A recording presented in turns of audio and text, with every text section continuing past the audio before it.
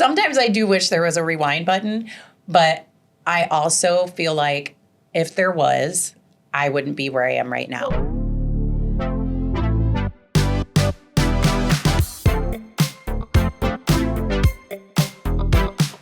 Sometimes hope doesn't come crashing in. Sometimes it tiptoes in quietly when you least expect it. Welcome to Hope Comes to Visit. I'm Danielle Elliott-Smith. My guest today has found hope in some unexpected places, and I'm really excited to be sitting down with her. Let's take a quick moment to thank the people that support and sponsor the podcast. When life takes an unexpected turn, you deserve someone who will stand beside you. St. Louis attorney Chris Dully offers experienced one-on-one legal defense. Call 314-384-4000 or 314-DUI-HELP, or you can visit dullylawfirm.com. That's D-U-L-L-E lawfirm.com for a free consultation. Holly, your story, when we talked the other day, this is Holly Plont. So Holly, you are a new friend of mine. Yes. When we were sitting and talking the other day, I found myself so taken by the beauty of the everyday in your story, because you have been going through some transitions that I think are so incredibly relatable to people in their lives in little bits and pieces. I'm going to start by saying what first caught, and then I want you to, we're going to introduce a little bit of your story. Sure. So we were sitting and we're talking. So you're originally from Missouri. I am, yes. And you moved. Yes. You moved to Texas. Yes. Mother of three. Married for 15 years. Yep. Amazing husband, Jeremiah. Yes. So what I found interesting was you asked to move. You'd been dying to move out of Missouri. And then you got what you wanted. Yeah. And then what happened? Oh, pretty much the bottom dropped out. My husband and I, we had always talked about, if we ever got the opportunity to move somewhere other than Missouri, we would jump on it. And yes, we did get that. And we did pray about it sometimes, it's just one of those things where you're like, oh, I would just love to get out of here. This place is terrible. I just want to be somewhere else. Lived here my whole life. Never been anywhere other than on vacation. So yeah, his work offered him a different position and to move to Texas. At the time, we actually had friends of ours that had moved from St. Louis to Houston.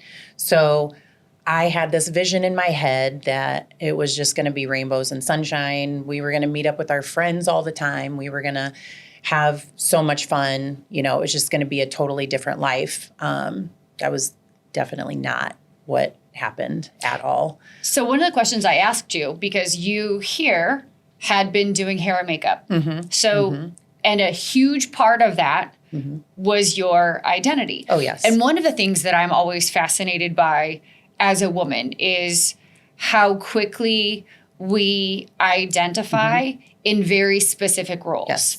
So I say, I'm Danielle, and this is who I am, and this is what I do, and I'm a mother, and I'm a podcaster, and sometimes we forget the core of who we are. And in talking to you, I was so enticed by the journey you are on right now to figure out who Holly is.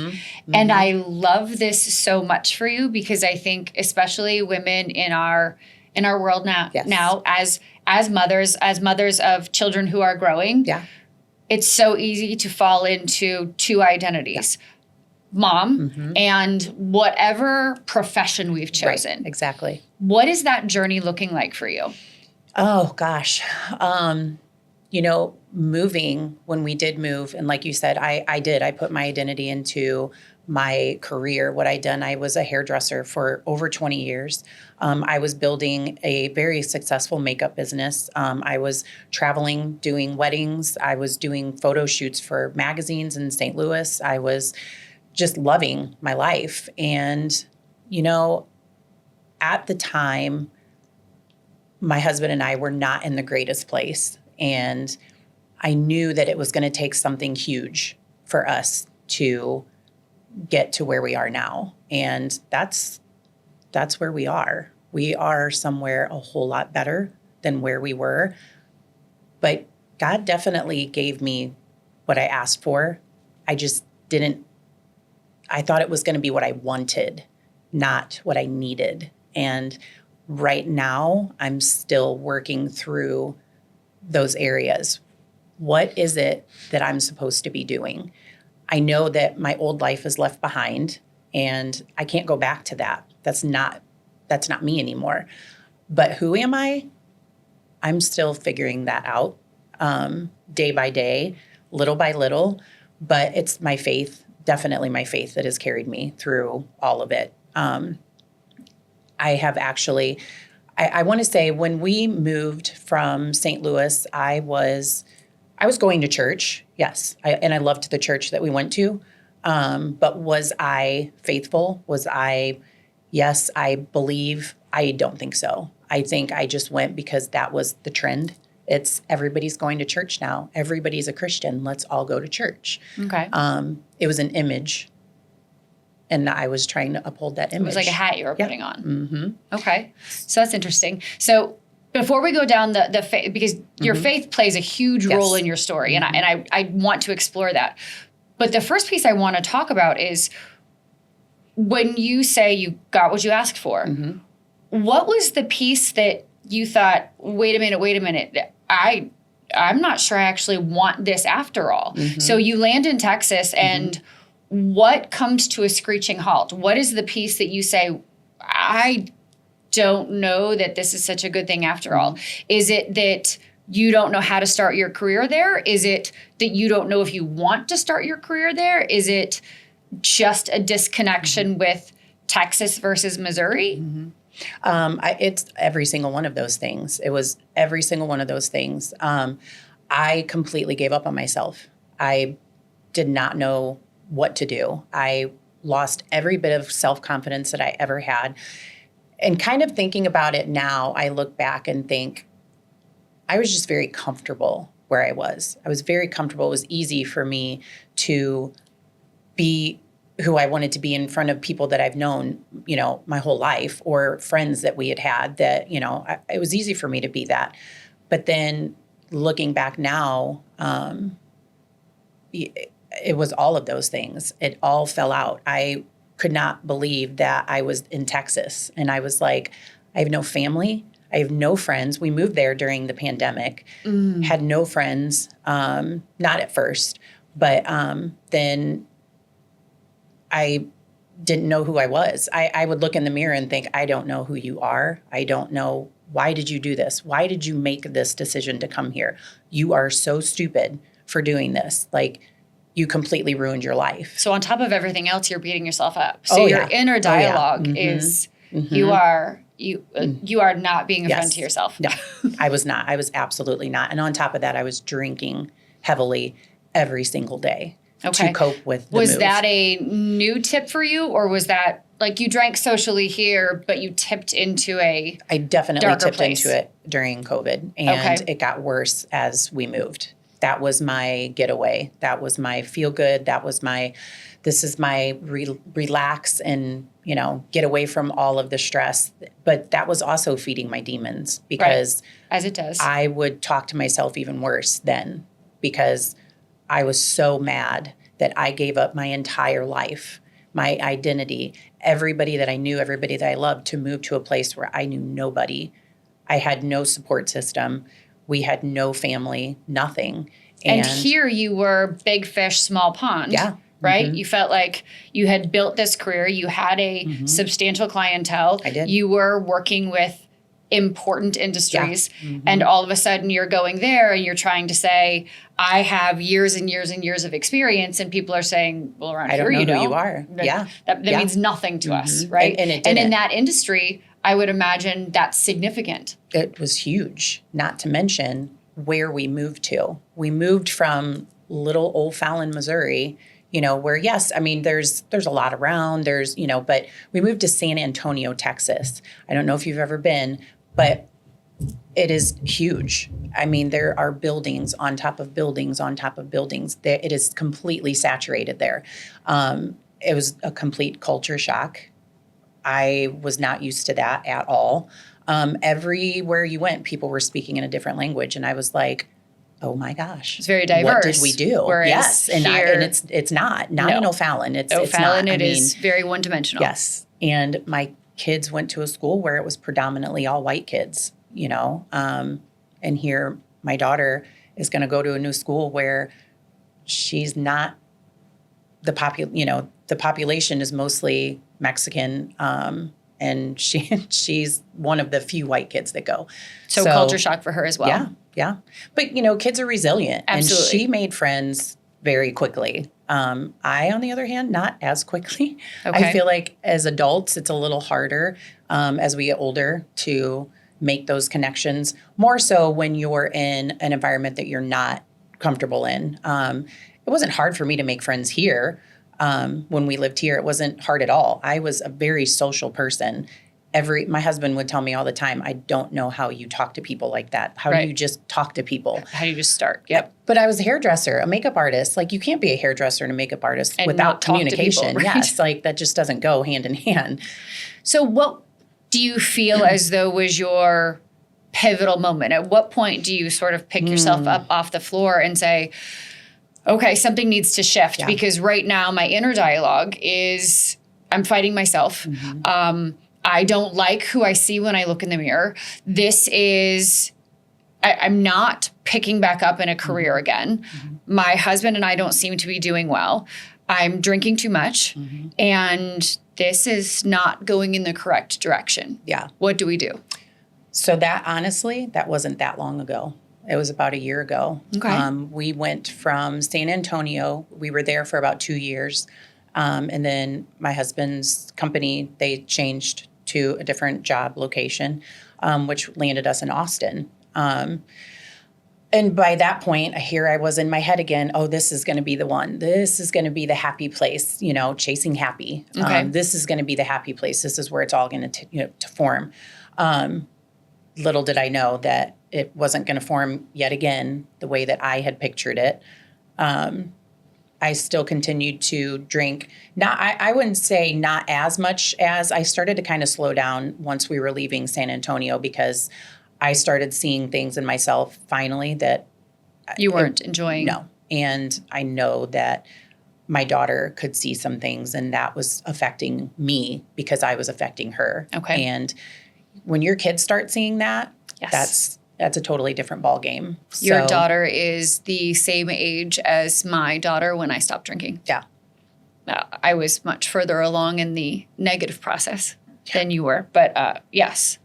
Yeah. Both of my kids were very pivotal in my process in stopping. It's a very dark place. You yes. know?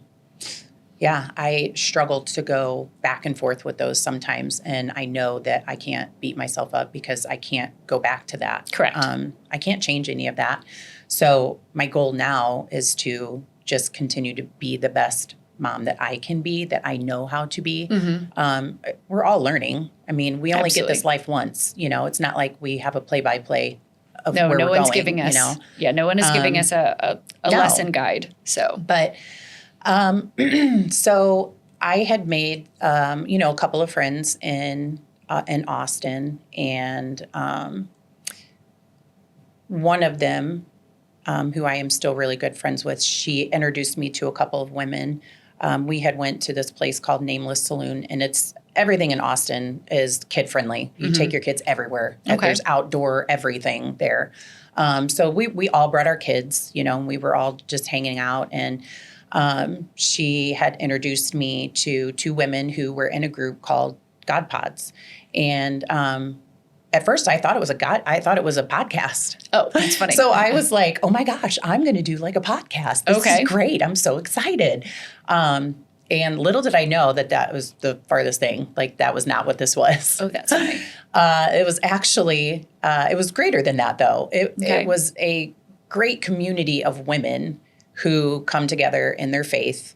They're very supportive of one another. Okay. I ended up going to one of their house, and we had just this big group meeting about the God Pods and the Bible studies that were going to be coming up. And I just felt just this peace come over me. Like, Okay. I think I'm where I'm supposed to be right now. Okay. Like, it was just like an overwhelming peace. And I just felt so great. Like, oh my gosh, are you finally giving me the people that I've been looking for? Is this what I've been looking for? Because so many times I had prayed, like, you see women, and women need other women. Agreed. I love other women. I love to be around women. I love to hear their stories. I love to hear their lives and what they do and, who they are. And I always see all these women making friends with all these, other women. And I'm like, where's my people? Right. Why don't I have people? Like, what is wrong with me? Why can't I find people? There's nothing wrong with you. But the thing is I was looking for the same people that I didn't need. Okay. I was looking for a circle of people that I had before that I wasn't even comfortable being with those people. Okay. I was not myself. I was trying to be somebody who I wasn't. And God was showing me a different way, a different light. And at first I kind of wanted to push it away. I don't know. This is kind of boring. Not really sure if this is right for me. But I've learned very much that it is definitely so much better than what I had imagined. See, I love this because when we were talking the other night, and this feels extremely different than you putting on a hat and just doing what everyone else is supposed to be doing. Like, I'm supposed to go to church, therefore I am. This feels more like something that feels like a fit for you. Yeah. It was like the shoe, like the Cinderella shoe, Right. It fits perfectly. I was, at the time, didn't realize until I went on this retreat with all of these women. I've never been on a women's retreat before. Okay. And here I was going on this retreat, but it wasn't until then, and it literally, there was so many, oh my gosh, aha moments. Okay, let's talk about that. During that I was just like, okay, yeah, I'm supposed to be here. This is what I'm supposed to be doing. And it wasn't until literally before I was introducing myself that I was like, he was stripping me down for this, all for this, stripping away everything so that I could be who I'm supposed to be, not who I thought I was supposed to be for everyone else. I'm a people pleaser. I love pleasing people. I'm very familiar with that. Yeah, I love pleasing people. What is the first layer of you that you think that you're learning? Like, who is the first piece of Holly? So we're no longer saying Holly is just a makeup artist or just a mom. Like, what is that first piece of you that you're uncovering? Oh gosh. To be honest with you, I don't think I've gotten to that yet. Okay. I'm still in that process of show me who I am. Okay. Show me what I am, not just what I'm supposed to be doing. I think that's part of my problems is that I'm always think that I have to be doing something to be somebody. I have to be doing this. I have to be doing makeup. I have to be on social media racking up the likes to be somebody. And that is the delusion in our world, right. And there's so many of us, especially moms, stay-at-home moms, me. Right. I never thought I would ever be a stay-at-home mom, ever. Okay. Never, ever, ever. You almost make a certain face when you say that, like as though there is something, like there's a piece of you that used to think there was something wrong with staying at home. Did you? Yeah. Yeah. Like, why? Why do you want to do that? I mean, I get it. Your kids are great. I love my kids. Don't get me wrong. Please don't get me wrong. I was like, that's not, for me, that's just not who you are. But does it feel like maybe it's you right now? It totally is. It's 100% who I am. And I love it. I love being at home, being able to go to my kids' functions during the day and have me at their disposal. Like, to me, that's who I'm supposed to be right now. And I guess I just answered your question. So that is me, and it's not, my title isn't, stay-at-home mom, but that's my calling right now. I believe that we have many callings in our life. It's not just the one. Absolutely. I am where I'm supposed to be at this moment. Yes. So isn't it interesting that you have wished for things? Mm-hmm. You have been given some of those things. You were given them and you instantly said, no, I didn't want this. And take it back. I wish that sometimes I do wish there was a rewind button, but I also feel like if there was, I wouldn't be where I am right now. What would you rewind? I would say if I could rewind anything, it would be the hurt from my marriage. Okay. My husband is a very, his whole life is his family. Mm-hmm. That's all it is. He just does everything for his family. We went through a very, very, very rough spot for a while. And for me, I knew that I felt the only way that we were going to make it is if we left. Like, we were surrounding ourselves with... Left Missouri? Yes, left okay. Missouri. Okay. Trying to think of a way to say this. We were just surrounded by unsupportive people. Okay. People that we thought were our friends, that when things got really hard for us, they didn't want any part of it. We have to shed people. Mm-hmm. I mean, there's all kinds of phrases that define the way that looks, right? There's a reason, a season, a lifetime, right? Mm-hmm. And I have found that for me right now, the relationships that are the best fit for me are the people who can match my energy, that can match my heart. My ex-husband used to say to me, gosh, Danielle, you're always so disappointed because you give, and people don't. Yeah. And so your expectations are too high. Stop expecting so much from people. And I thought, gosh, we're very similar. So I was always blaming myself for expecting too much of people. And what I have since realized is my expectations are not too high. Yeah, no. I was just surrounding myself with many of the wrong people. Yeah. Right. Mm-hmm. And now I put the right people in my life.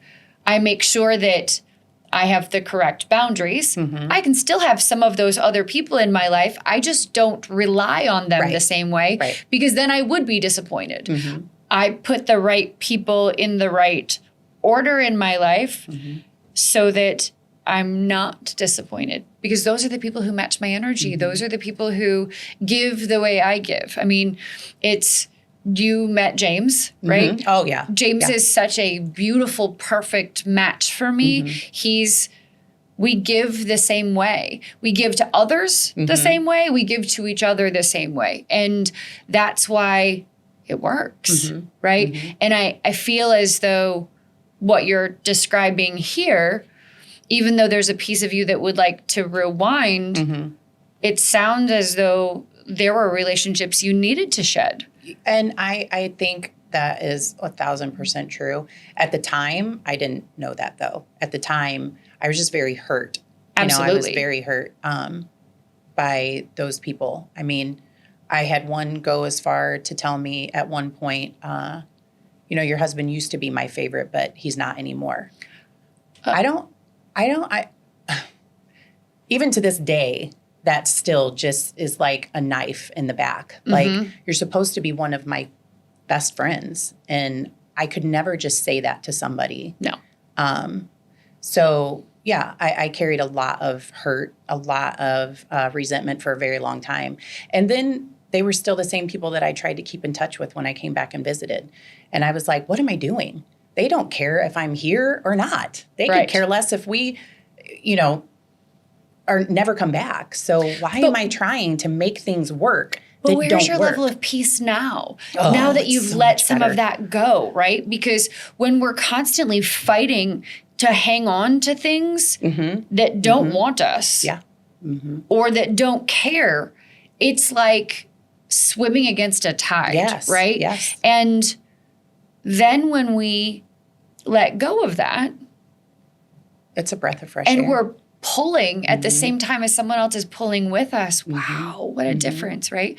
I asked someone in another interview at one point, she was going through a process and it was a very private, but it was a process where she was choosing to do something that I could see people having an opinion about. Oh, yeah. And I asked her if she shared it with people and whether or not she faced not backlash, but other opinions. And she said, no, I chose not to really share with people. I chose a very small group. And I said, what a brilliant idea, right? To not pull the room. And I think this falls into that same category that you are choosing to release.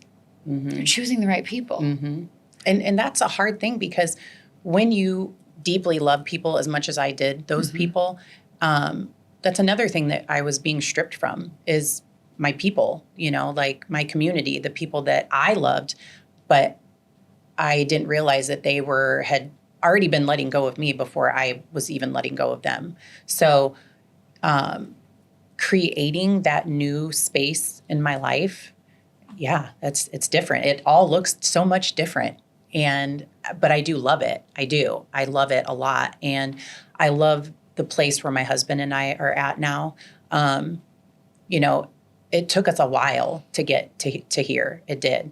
But it was both of us. And I will say, and he will love to hear this, I will say I probably was 70% of the issue.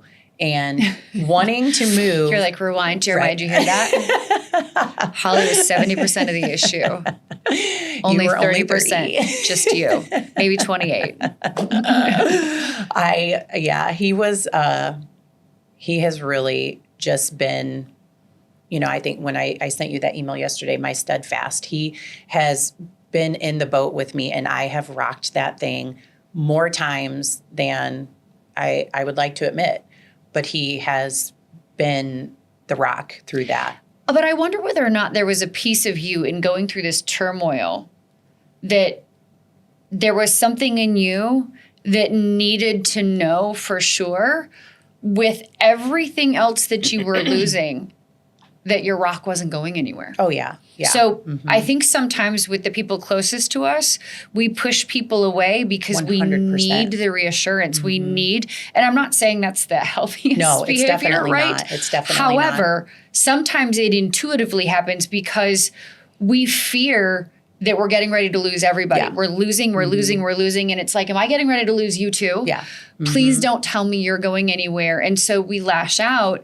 And what he said was, babe, I'm here. Yeah. Like, go ahead, fight me. But I was self-destructing, and he was watching it, and he was trying so hard to pull me back, stop doing this, stop. There was a point, though, where he kind of jumped on the bandwagon with the drinking, because I think he was just like, what the hell? Beat him, join him. I'm just going to, beat him, join him, because I feel like that's the only way I can relate to her at this point, He was never a big drinker before that. Right. So I kind of feel like I did that. There was a period of time when my drinking was worst. I was married, and my ex-husband and I, he didn't know what to do, and he was like, maybe I'll try. He was never a big drinker either, and tried to like, maybe I'll just join you. Yeah. And that didn't work either, because it just wasn't him. But he was trying so desperately to figure out why can't she stop? Right. Why, when she says she's going to stop, why doesn't she? Why? Like, it was just his effort to try all the different avenues to understand what is this struggle with alcohol, right? What would you say is the most important lesson you've learned in this process so far? Oh, gosh. I think the one takeaway that I've gotten from this is you have to move forward. You have to. You cannot hold on to your past life. You just can't. There's nothing behind you that is going to serve a purpose for you in your future self. Hanging on to those old wounds, those old scars, you're just beating yourself up. And I don't want to miss what I'm supposed to be getting. I don't want to miss what I'm supposed to be getting, because I'm still stuck in the past. I was reading a book by Christine Kane. She's an evangelist, and it's called Don't Look Back. And there's a part in it that talks about Lot's wife, and how when they were uprooted from everything that they had, and whether it be their belongings, their stuff, their fancy stuff, their food that they had, they were uprooted to move somewhere else. And the Lord told her, don't look back. And she did. and she turned into a pillar of salt. And now she's there forever, just stuck in the past and no future. And I don't want to do that. I've looked in the past for long enough that I can't look at it anymore. There's nothing I'm going to change. There's nothing that I can do from my past that is going to be good for where I'm going now.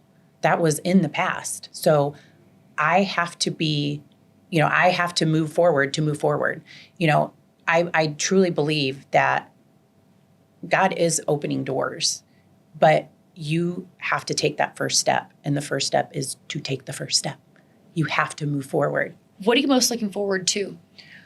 Everything. I'm very excited. I've never been in a place where I'm not sure what's ahead, but I'm super excited to find out. And it's all because of my faith. It's all because of my faith, because if you would have asked me that 4 years ago, I'd probably been sitting here sobbing my eyes out. I don't know. I don't know where I'm going. I don't know what I'm doing. I'm just lost. I'm just a big mush of wham bag. And see, and I think to me, this is part of the beauty of hope, right? Our faith is very different, right? And only because our paths have been different, and I have some trauma around the church, right? Yeah. And one of the things that I hope people will be able to take from this podcast is that whether your faith is your version and is as strong as yours or is mine, you can still be in a place where you are right now, where I am right now, looking so forward to the future and feeling so good about it, right? Because my version of faith isn't the same denomination as yours, but I'm also doing the work, and I'm also excited and I've been moving through this process, and I've been having faith that there are things that are bigger than me, and finding strength in community and finding my people and setting boundaries. And I believe that work can be done in all different forms, but there is a light that comes on in you when you talk about your faith. And I think that's beautiful, right? But I also think I remember talking to Tina on the way here, and I was saying, the question I continually ask is, why me? Why? Why did I have to be the one that was stripped down to my bones to change? What is it about me? I think that all of us have a calling. We all have a calling, but it is up to us to step into that. And maybe that's what's happening now. I don't know. I would like to believe that is what's happening now, because I feel this burning inside of me of something great is happening. Something really great is happening. But I also have to be willing to open those doors and willing to be in front of that and not be stuck in the past. And to fight for it a little bit, right? I mean, and so for reference, Tina is our mutual friend who introduced us, right? Tina is one of my heart people who matches my energy, right? And I know she does the same for you. But it's, when you say why you, I think that there isn't a one of us, right, who hasn't asked ourselves that question during some circumstance in our lives. And whether it's loss or grief or having a broken down car. Like, why is this happening to me? Because anytime we struggle with something, we think, oh, why do I have to deal with this? Well, and if we didn't have to deal with the struggle, we wouldn't understand the beauty of joy and excitement and happiness, because the dichotomy of the two allows us the good experience.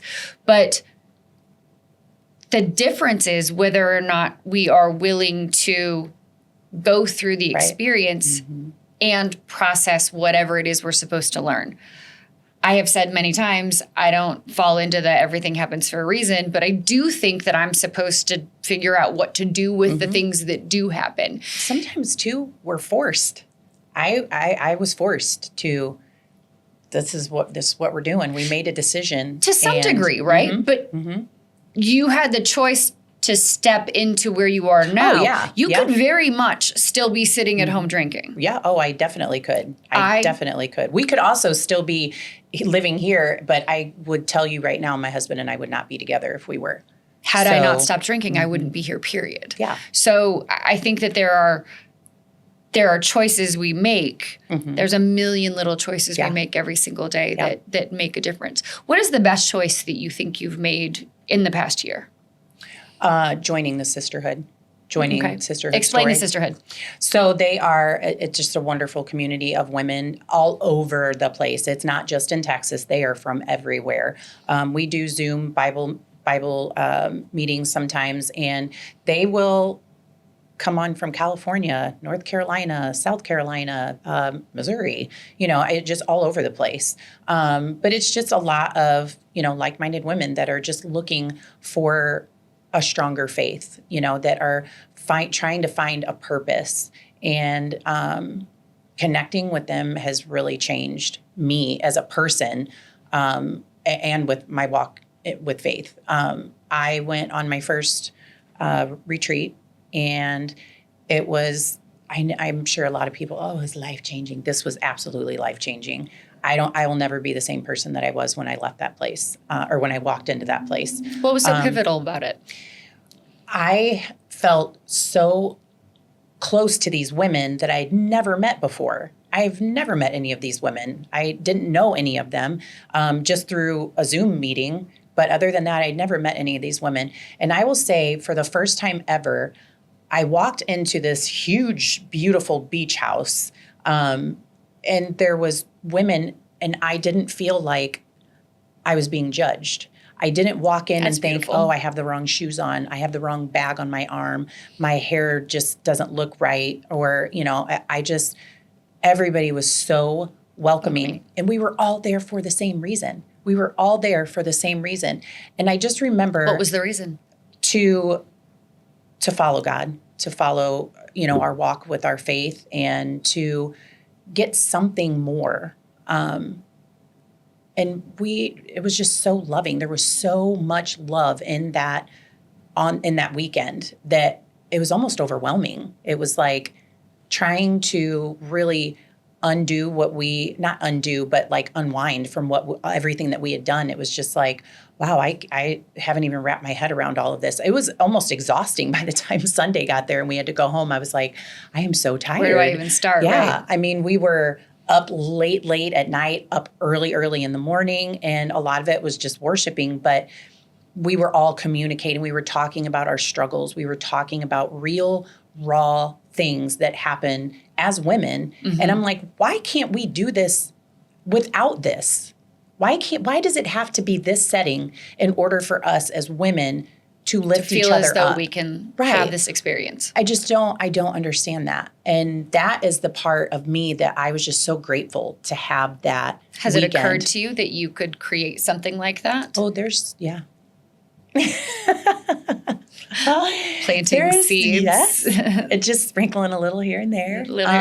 But yeah, Sisterhood Story is, it was started actually during COVID. The founders of it came together and decided that this is something that they really wanted to do. So they started doing the God Pods and placing little seeds all over the place. There is the origin of pod. Got it.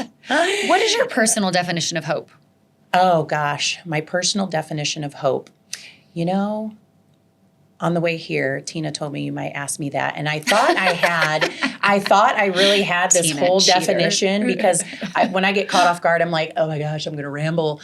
But truly, you are like hope for me because I always put an age on everything. I'm like, oh my gosh, I'm too old. I can't do this now. I should have done that when I was younger. I should have done this. Watching you do this, it literally gives me hope that there's more. There's definitely more. It's not over yet. God uprooted me for a reason. He pulled me out from where I was for a reason. And I know that it's not finished yet. So there's it's like having, people say happiness. Happiness is not something you have to have that every day. That's like when you choose to forgive somebody. That's something that you have to do every day sometimes. Sometimes it's a day where you're just like, meh. And other days I'm like, nope, I'm still going to give them that. Still gotta. Yep, I forgive you. Wish you the day you deserve. But happiness is not, it's something that you feel. It's something that you have to look for it every single day. And there's so much of it, but you really have to find it, and you have to believe that it's there. It's not all bad. What advice would you give to a woman who was potentially getting ready to embark in the beginning of where you were? Do not paint a picture. Don't paint a picture. Go with it. Do not expect anything, because it is not going to be what you think it's going to be. And is that okay? It is okay. It's 100% okay, but embrace it. Embrace it, because I did not. The first few years, I did not. I was so resentful to my husband. And this was a choice that we made together. Mm-hmm. We made this choice together. And I was so mad at him, because I don't really think I thought it through, but I think had I thought it through, we wouldn't have done it. And I really think that that is the beauty in this, is that we did let go. And I'm really glad that we did now. Not then, but I am now. But I would say to just please embrace it every single day, and be careful what you ask for, because sometimes he doesn't give you what you want. He gives you what you need. And I think I needed this more than anything. But it's turned out. It's turning out great. It is. It's turning out great. I'm excited for you. I can't wait to see what comes next. I know. I am too. Whether it be here, whether it be in Texas, we never know. Things change all the time. But I am just now learning to take my own advice and embrace it and enjoy it, and stop worrying about the what ifs and the why nots and all of those things. They don't serve a purpose. They just irritate you. And, trying not to be on social media as much. It's going to be a little bit hard too, though, because you know what? You're not the first person who has said that to me recently, and I have found myself doing that a lot. I mean, I spent years and years and years where it was my job, and it was the only thing I did, and I find myself not posting nearly as much as I used to, and not spending nearly as much time, to the point that I almost forget to post sometimes, because I'm enjoying this. Peace and quiet. I'm enjoying the conversation. I'm enjoying being with people rather than talking and being and keeping track of everything, rather than just want to be in the moment. Is there anything that that you'd like to share that I didn't ask you? I think it would be my story from the retreat, which was just probably the biggest take home for me from that. Was I knew that I was going to win this retreat. Okay. It was an Instagram post from the Sisterhood Story, and I just kept getting that little nudge to look at it. Passed it by a couple times, and then got that final, nudge, like, hey, fill out the stuff and just go with it. Mm-hmm. I knew I was going to win it, though. It was just this thing that came over me that I knew that I was going to win it. The day that they announced it, Lindsay, the founder of Sisterhood Story, she called me, and I knew she was calling me because I know. You're calling me because I won. I'm jumping up and down. I was ecstatic. I mean, I was crying. I was like, I can't believe this. I actually knew this was going to happen. Right. And it did. It happened. So it was just, I don't know. I can't even explain the feeling that I had. But, when I got there, that evening was just women sitting around telling our stories, just giving bits and pieces of why we were there, what our hope was that we were going to take away from it. There's that word hope again. And just then come sneak it in all the time. And then it got to me where it was time to talk. And instantly I started having one of the worst panic attacks I've ever had. I couldn't even get words out of my mouth. I just instantly started trembling, and I was shaking so bad that the girl that was sitting behind me, and she was so amazing. Her name is Rachel. She was sitting behind me, and she put her hand on my leg, and I looked over at her, and I said, I'm having a panic attack. And she said, I know. And she just lightly just patted my leg, like, calm down, rubbed my back a little bit. And I was just like, that like, where did that come from? Where did that come from? Right. Yeah. I don't even know where this panic attack came from. I was totally fine. It just did. And I think it was because my testimony that I was about to speak was so powerful that you couldn't mistaken it. You know, it was this, I am where I'm supposed to be. Right. And I was speaking that, and the girls were just like, oh my gosh, are you kidding me? And I was like, no, I knew I was coming. I knew I was. And the greatest part of it was I wasn't even the first one that was drawn. I was the second person. The first one couldn't make it work out. And so then it was me. So that makes it even more powerful that I was meant to be here. We also had Tiffany, who is an evangelist, that she came and she was speaking with us all day long. And then she was praying over us, and she did it for 7 hours. I mean, it was incredible. Just so powerful. And the lives that she changed that day, including mine, was remarkable. I've just never seen anything like it. And I was a full-on believer that I know that God is real, but I wanted to hear that with my own ears. Right. You needed to test it. So I prayed before she even got to me to pray over me. I started praying and asking things that only he would know that I was asking. Right. You got very specific. I did.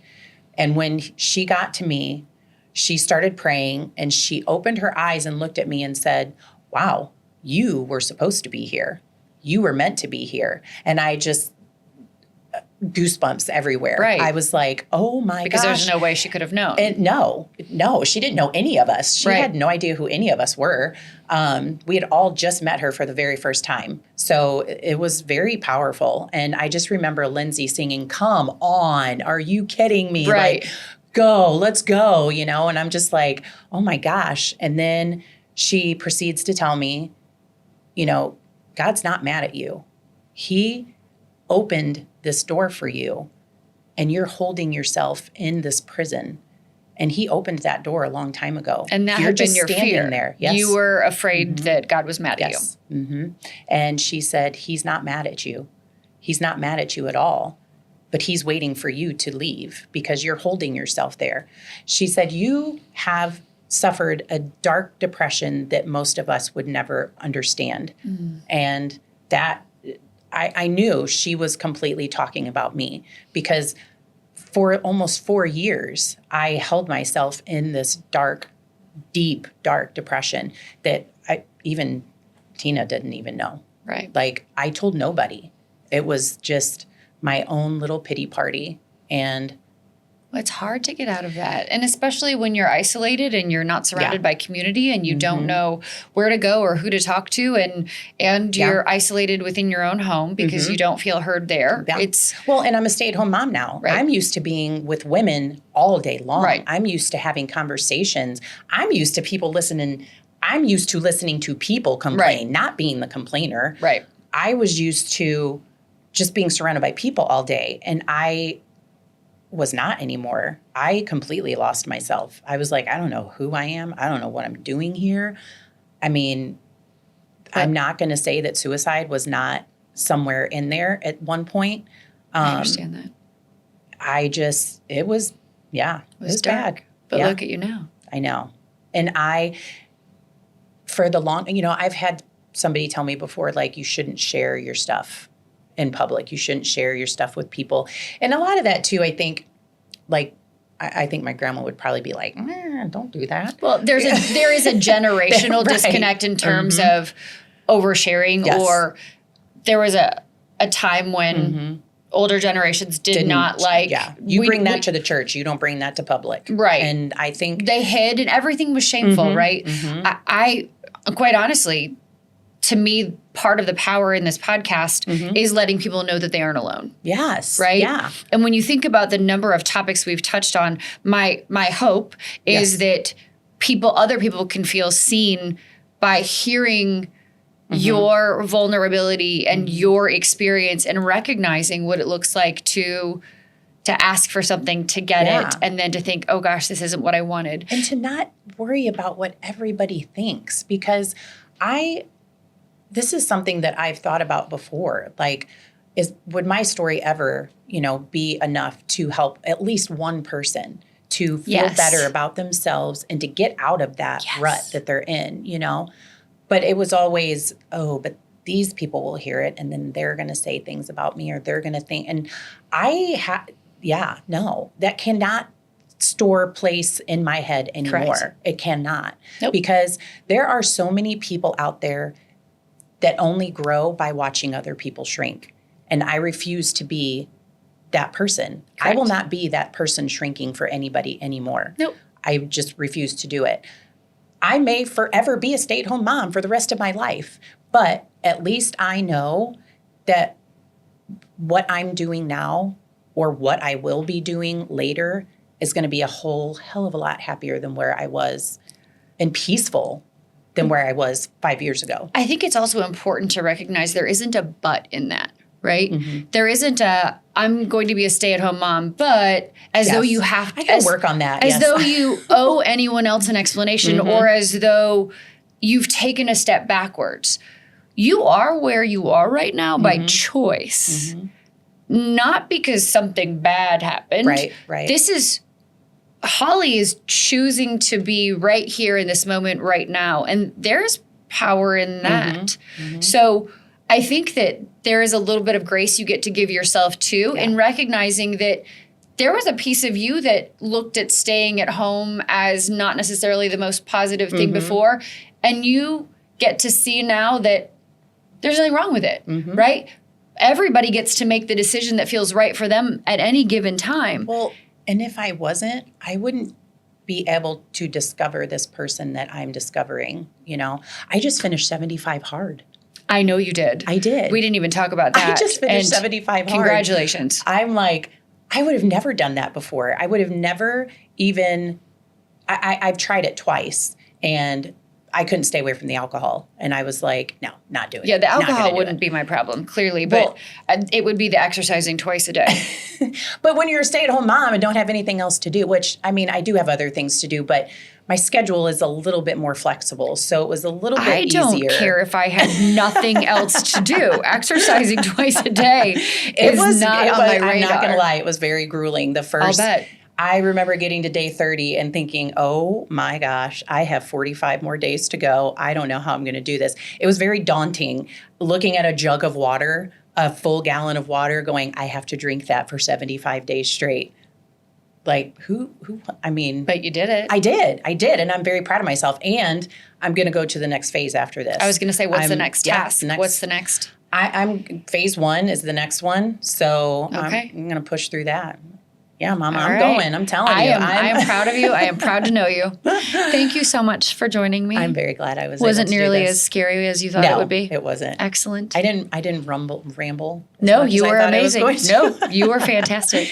Well, you make it easy. Thank you for doing this with me. Yeah. I really, really appreciate it. I'm very glad to be here. Thank you. Very glad. Your story is powerful. Thanks.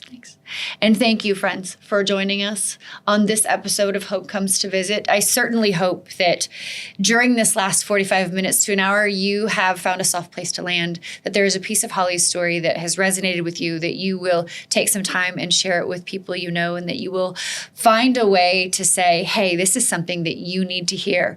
I hope that you will come back and visit with us again on our next episode. And between now and then, that you will take very good care of yourself. Thank you for being with us. Naturally, it's important to thank the people who support and sponsor the podcast. This episode is supported by Chris Dully, a trusted criminal defense attorney and friend of mine here in St. Louis, who believes in second chances and solid representation.